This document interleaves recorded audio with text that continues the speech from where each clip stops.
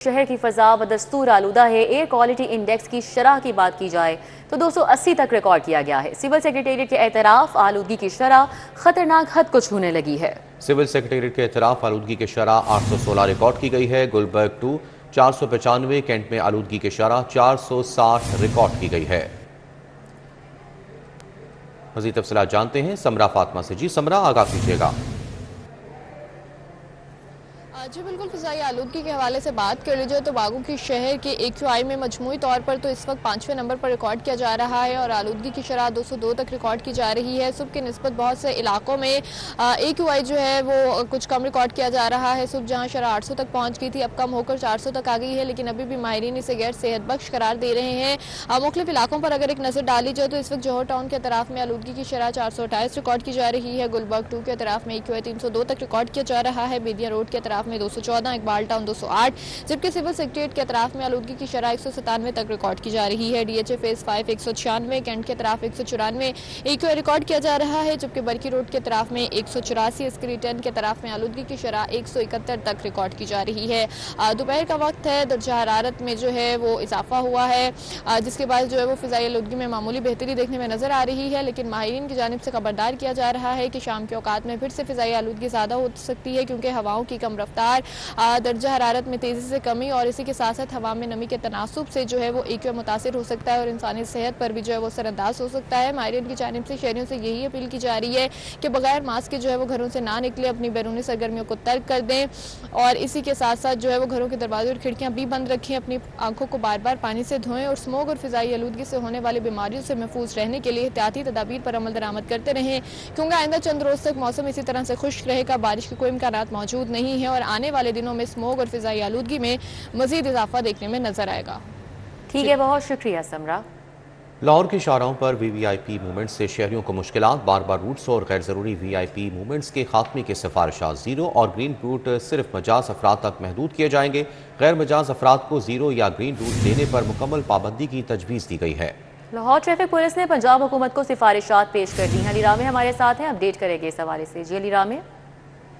जी बिल्कुल, Lahore traffic police की तरफ से हुकूमत को एक सिफारिशात और तजवीज़ दी गई है कि लाहौर शहर में जो खास तौर पर मुख्तलिफ शाहराह हैं वहाँ पर VIP मूवमेंट्स है वो बहुत ज़्यादा बढ़ती जा रही है और VIP मूवमेंट्स की वजह से लाहौर में जो आम ट्रैफिक है मुख्तलिफ शाहराहों पर खास तौर पर माल रोड पर वो मुतासर हो रही है और इसमें कुछ ऐसे रूट्स भी हैं जिनमें कुछ अफराद को या शख्सियात को ज़ीरो प्रोवाइड किया जाता है, तो ज़ीरो रूट देने से ज़्यादा ट्रैफिक जो है वो मुतासर हो रही है। तो इस तरफ सिफारिशात में ये भी शामिल किया गया है कि गैर मजाज जो अफराद हैं उनको ज़ीरो रूट देने पर जो है तो पाबंदी आयद की जाए और चंद लोगों जो शख्सियात हैं उनके लिए ही सिर्फ VIP रूट जो है मुकर्रर किया जाए और नोटिफाई कर दिया जाए और हुकूमत अगर नोटिफाई करेगी तो उसके मुताबिक उनको रूट की क्लियरेंस जो है वो दी जाएगी और उनको ज़ीरो रूट तैयार किया जाएगा। अब इस पर जो सिफारिशात में ये भी कहा गया कि रोजाना की बुनियाद पर 30 से ज़ायद जो है वो मूवमेंट्स होती हैं जिससे आम रोजाना की बुनियाद पर माल रोड पर और दीगर शहरों पर जो है ट्रैफिक की रवानी मुतासर होती है, कुछ औकातकार में और शाम के औकातकार में। तो इससे एम्बुलेंस और स्कूल वैन जो है उनको बहुत ज़्यादा मुतासर जो है वो देखा गया है। तो इस पर अब सिफारिशात हुकूमत के सामने जो है वो रखी गई है। अब इस पर हतमी मंजूरी जो है वो वज़ीर पंजाब देंगी और इसमें नोटिफाई किया जाएगा कि गैर मजाज अफराद को जो है वो ज़ीरो रूट ना दिया जाए और जो मजाज अफराद होंगे जिनमें VIP शख्सियात जो हैं खास तौर पर जजीज होंगे या दीगर इदारों या बैन अल-अक़वामी वफूद आते हैं तो उनके लिए क्लियरेंस जो है वो दी जाएगी। ठीक है, बहुत शुक्रिया अली रामे तफसीलात से आगाह करने के लिए। और अब लाहौरियों के लिए बड़ी खबर है। वासा ने जदीद वाटर मीटर्स की खरीदारी के लिए पहला टेंडर जारी कर दिया है। शहरी 35,000 के इवज स्मार्ट वाटर मीटर लगवाएंगे। स्मार्ट वाटर मीटर पर खुदकार मीटर रीडिंग का निज़ाम नस्ब होगा। मज़ीद तफसीलात जानते हैं दुर्र नियाज़ से। दुर्र नियाज़ बताइएगा। जी बिल्कुल, वासा ने टेंडर जारी कर दिया है और 50 करोड़ की मालियत से पहले फेज में जो टेंडर जारी किया गया है उसमें तकरीबन 10,000 के करीब वाटर मीटर जो है परचेज किए जाएंगे और इसको जदीद टेक्नोलॉजी लॉरावेन के साथ मुंसलिक किया जाएगा जिसमें ऑटो रीडिंग होगी और ये रीडिंग इतनी सेंसिटिव और खुदकार होगी कि इसको सारिफ भी बैठ के ऑनलाइन डिजिटल देख सकेगा। इन तमाम मीटर की तस्वीर का अमल जो है वो स्टार्ट कर दिया जाएगा। इससे पहले जौहर टाउन A1 ब्लॉक पे तजर्बाती बुनियादों पे कुछ मीटर लगाए जा रहे हैं पायलट प्रोजेक्ट के तहत, और उसमें कामयाब तजर्बा भी कर लिया गया है। इसके साथ अब ये जब तमाम तर प्रोसेस हो जाएगा, उसमें वास्तव काम का कहना है कि ये रिवॉल्विंग फंड एक कायम किया गया है 50 करोड़ का, और हर साल 2 से 3 टेंडर फ्लोट किए जाएंगे और 2 से 3 सालों के अंदर इसको कंप्लीट किया जाएगा। मजबूरी तौर पर लाहौर के अंदर अगर मीटर की बात की जाए तो वासा के जो कनेक्शन हैं वो 9 लाख से ज्यादा है। तो इसी तरह ये रीटेंडरिंग करके रिवॉल्विंग फंड कर करके इसको मुकम्मल कर लेंगे।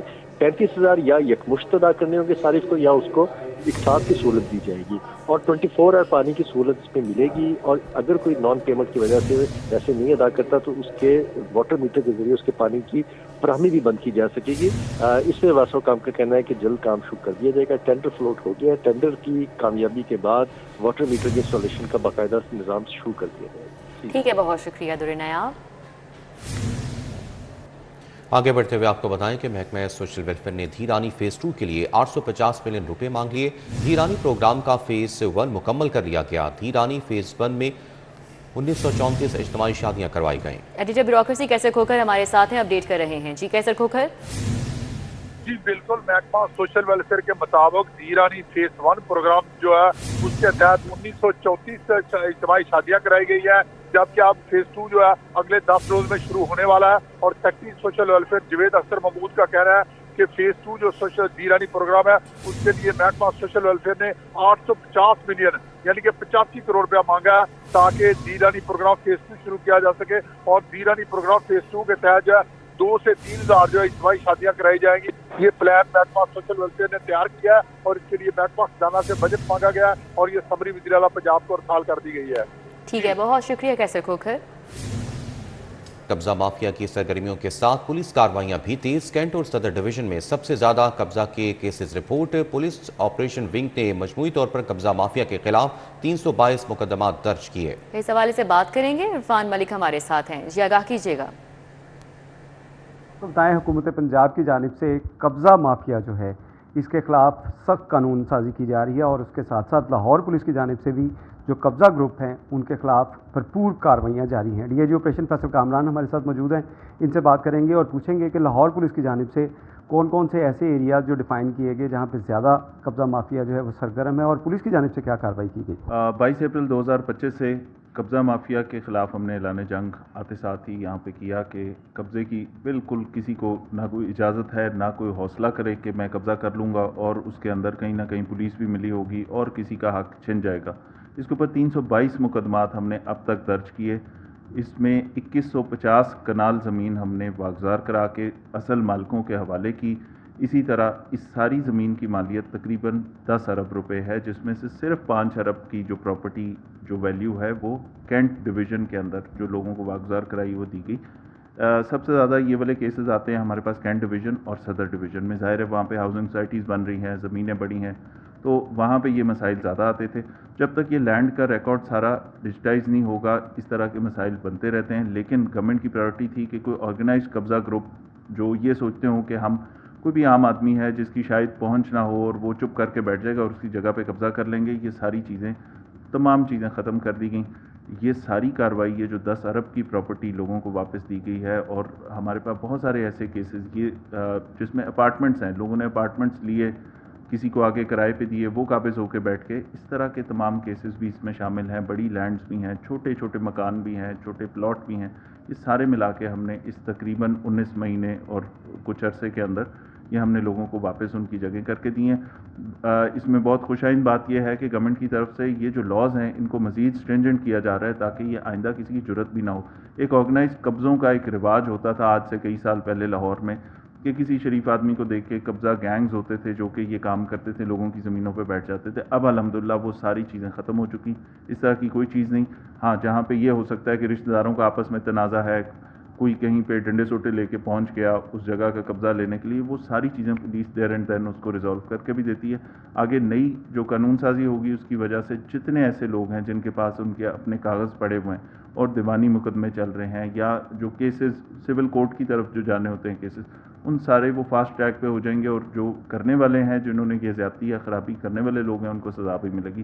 तो ऑर्गेनाइज कब्ज़ा गैंग अल्हम्दुलिल्लाह लाहौर से हम अल्हम्दुलिल्लाह पहले ही ख़त्म कर चुके हैं। अच्छा फैसल साहब, इसमें एक और चीज़ भी बताइएगा, कब्ज़ा लैंड माफिया जिसको कहा जाता है, कि वो तो पहले ज़मीनों के ऊपर कब्ज़ा करते थे। एक और भी किस्म कब्ज़ा की आई, जो किराए पे मकान लेते थे, दुकान लेते थे, उनके ऊपर फिर काबिज़ होकर बैठ जाते थे।